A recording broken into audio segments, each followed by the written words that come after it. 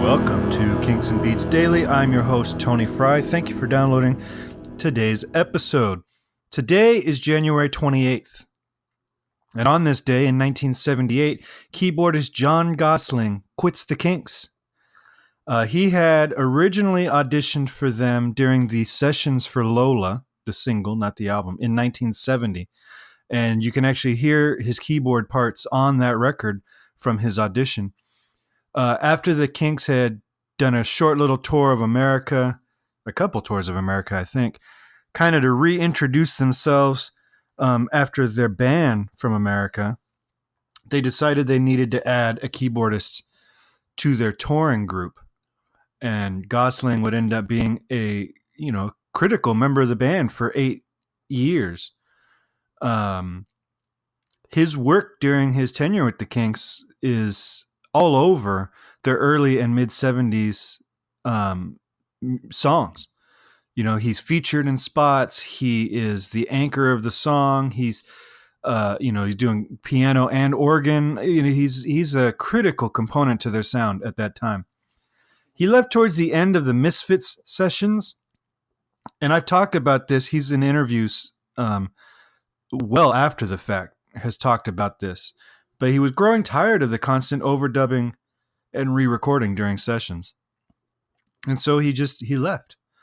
Did some other musical projects that obviously didn't compare to the Kinks' success, and then eventually just ran a music shop. So that's on this day in 1978, John Gosling leaves the Kinks. Today, though, we're talking about a Beatles song, I Want to Hold Your Hand. Maybe one of their most famous songs of all time. If you're making a list of their 10 most famous songs, you have to put I Want to Hold Your Hand near the top of the list. It was their first American number one song. This is the song that brought us the British invasion. It was released November 29th, 1963, backed with This Boy in the UK, and on December 26th, 1963, backed with I Saw Her Standing There in the United States. Now, if you go back and listen to our episode about She Loves You, I talk about how She Loves You is the song that saved rock and roll. But I think I also mentioned that I Want to Hold Your Hand was like the gateway drug. This is for American audiences at the time who were listening to teen idols and pop crooners, because the rock and rollers were all in jail or the army or what, for whatever reason. This song, I Want to Hold Your Hand, is a straight ahead rock and roll song, but it's a little bit more accessible. It's not quite as driving rock as She Loves You is. The lyrics are very sweet. I want to hold your hand. Please say to me, you'll let me hold your hand. I mean, these are very sweet lyrics that not many people, even in 1963, 64, could really get offended by. So this is really the gateway drug. And it was, like I said, it was their first American number one single, and it was replaced on the charts by She Loves You, which had come out before and did nothing, and then had a resurgence after I Want to Hold Your Hand was such a hit. So that was their 1-2 punch. It replaced one song with the other, and that was their 1-2 punch in America.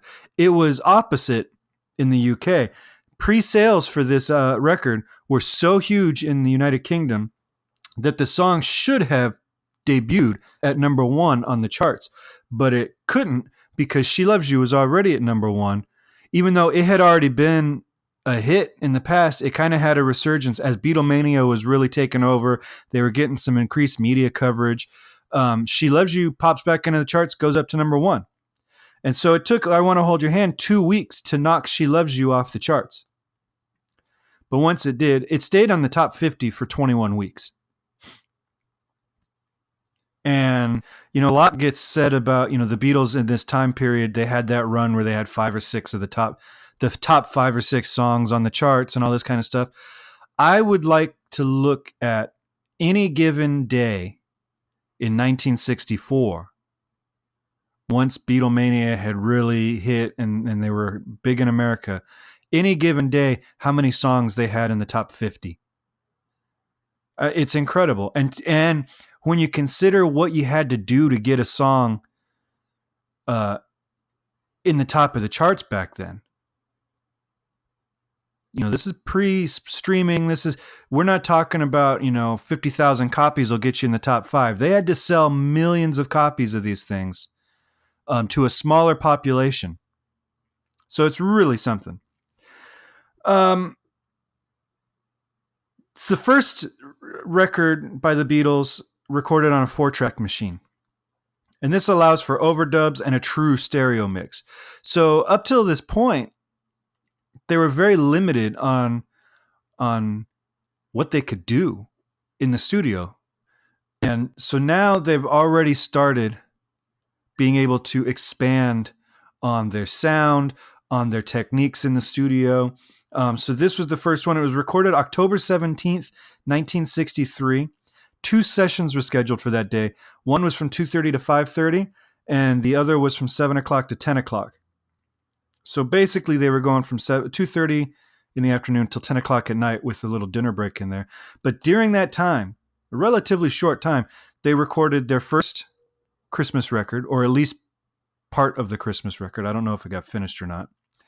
They took 3 or 4 takes of You Really Got a Hold on Me. They did all of I Want to Hold Your Hand, and they did This Boy. And 17 takes were recorded for I Want to Hold Your Hand, but the song was so rehearsed that there's not a ton of difference between the early takes and the later takes that we eventually hear. Mono and stereo mixing was done a few days later on the 21st. The stereo mix at that point had no intended use. They were mixing it for mono for the single, and they weren't putting it on an album because that wasn't what they did at the time. So at the point of its first stereo mixing, they were just doing it to have it in the can mixed. And then January 29th, 1964, which would be 56 years ago tomorrow. So I guess I have to find a different fact for tomorrow's podcast. The band went to France and overdubbed German language lyrics. Now, they didn't go to France to do this. They were in France for like 7 or 10 days. And the German record company said, we can't sell this single without German lyrics. So they went into the studio. They re-recorded She Loves You with German lyrics. But they brought with them the 2-track. They made a copy before they came over and brought with them the backing track that they recorded in London. And so I Want to Hold Your Hand, they did. It's Komm, gib mir deine Hand. And you can hear that. It's on Past Masters. And during that session, there's a little side note. So they do the German lyrics for I Want to Hold Your Hand. They had a German tutor there. So they, recorded their own song in a different language, redid She Loves You, and then still had time during that session to put down 4 takes of Can't Buy Me Love, which was a new song. And in those 4 takes, it went from a bluesy song kind of like She's a Woman and turned into the song, the up-tempo pop song that we know now. In 4 takes, at the end of a session that was, for all intents and purposes, not intended to record new material. So that's I Want to Hold Your Hand. It's harmonically not crazy.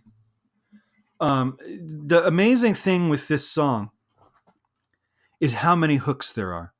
And one hook in particular that everybody knows, it's one of those hooks that even though it's an instrumental hook, we all sing along to it. If a band covers it and doesn't play it, it is blasphemous. And I know you all know what I'm talking about. That little bass line. Now, I was thinking about it before I recorded today.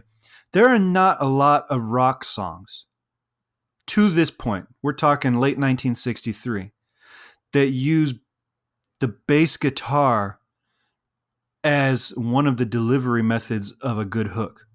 Motown does it. You know, we had that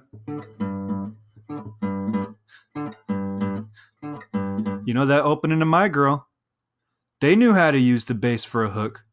But I can't think of a ton, if any, rock songs to that point that were using bass. And I don't think that speaks to Paul's innovation as a rock bass player. I think that speaks more to his admiration for guys like James Jamerson, who were doing the Motown stuff, because he's on the record several times as citing him as an influence.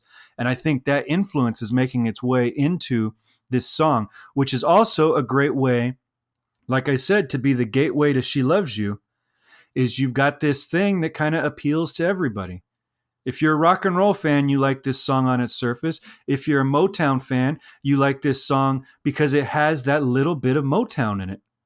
And that's I don't think intentional marketing on their point. They were just writing a song and doing cool things that they were picking up from all these different sources they were listening to, but it happens to work. So the song's in G. It's a little high for me to sing, so probably not going to sing much on this one. So 1 chord to 4 chord, and then 5 chord, a D, and then we do that riff. So he hits the root of the D chord, goes down a half step, back up a half step, and then up a half step to E, which is the new chord, E minor. So he's using this little trick just to go from 5 to 6. 1, 5, 6. But it's a cool shift. Now 6, with any key, 1 and 6 are related. So if we're in the key of G major, that has 1 sharp in it. The key of G major has an F sharp. The key of E minor also has 1 sharp. So every major key has a relative minor that they share the same key signature. So if you look at a piece of music and the key signature has 1 sharp, you are either in G major or E minor, which is the 6. So what's cool about this is they're doing 1 to 5, then E minor, the 6th chord, and then he follows it with a B7, which is the dominant in E minor. So it's a 5 of 6. So by doing that little riff, he's kind of reestablishing a key change on the 3rd chord of the song. Because temporarily, we are pretty grounded in E minor. Granted, it's 2 chords. We've gone from 1 to 5 in G, and then 1 to 5 in the relative minor. And then we go back.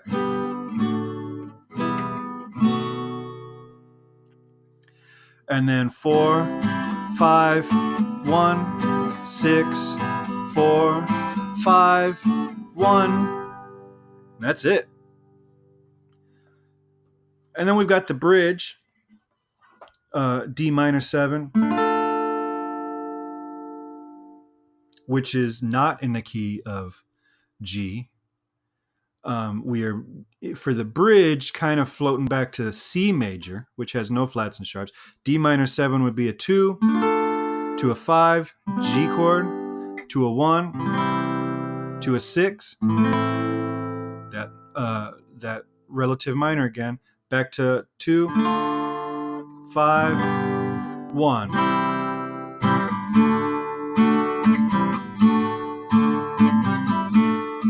And then they're doing back, even though we've kind of shifted in the bridge to the key of C, by doing that opening riff, which is C to D, which is also 4 to 5 in our original key. So they're shifting us back into the key of G.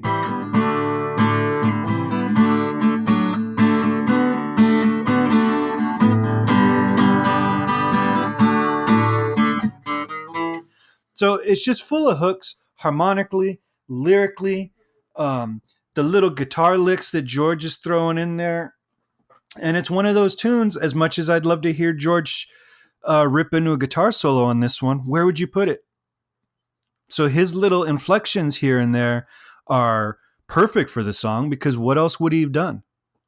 You know, wouldn't a guitar solo have made it a better song? Who knows? You know, might have made it a little bit too long for 1963-64 radio airplay. So that's I Want to Hold Your Hand. Classic song. You can listen to it, obviously, anywhere you want. But if you want to hear the songs that we talk about on the podcast before we talk about them, I put them all up on a playlist on Spotify. You can check them out there. If you go to herohabit.com, under the podcast button, you'll see Kinks and Beats Daily. Right there, I've got the Spotify playlist. I've got all of our episodes. I've got links to articles about the Kinks and Beatles that have been written on the site. I have a full directory of all their catalogs with links to the episodes separated by album. And we've got a way for you to contribute $4 a month to help keep this podcast going and ad-free. So swing by herohabit.com, click the podcast button and find Kinks and Beats Daily and check out all that stuff.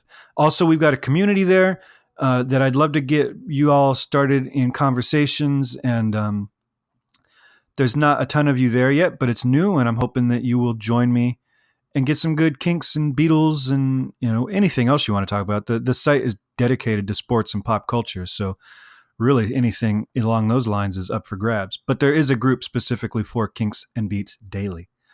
All right, I will talk to you guys tomorrow. Thank you for downloading again, and please make sure to swing by iTunes and subscribe and rate and review us. All right, I'll talk to you next time.